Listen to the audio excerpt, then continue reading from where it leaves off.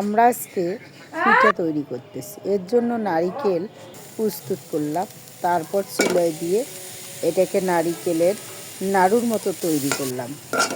একটু গুঁড়া দুধ, একটু চিনি দিয়ে এটাকে তৈরি করলাম নারিকেলের নাড়ুর মতো করে। তারপর কাই করলাম, চাউলের গুঁড়ি দিয়ে কাই করতেছি। কাই করা শেষ, এখন পিঠা প্রস্তুত হলো। এই যে পিঠা হয়ে গেছে আমাদের, খুব সুন্দর হয়েছে পিঠাগুলো। অনেক পিঠা তৈরি করলাম, কারণ আমাদের বাসায় অনেক লোক। আমার বড় ভাই ভাজতেছেন আর উনি খাচ্ছেন আর বলতেছে ভারী মজা হয়েছে।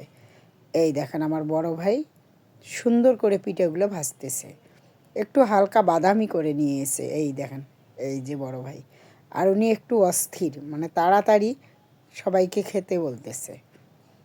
দেখেন পিঠাগুলো খুব সুন্দর হয়েছে, কালারও খুব সুন্দর আসছে, মাশাল্লাহ খুবই সুন্দর। আর এই দেখেন সবাই এখন খাওয়া শুরু করে দিয়েছে।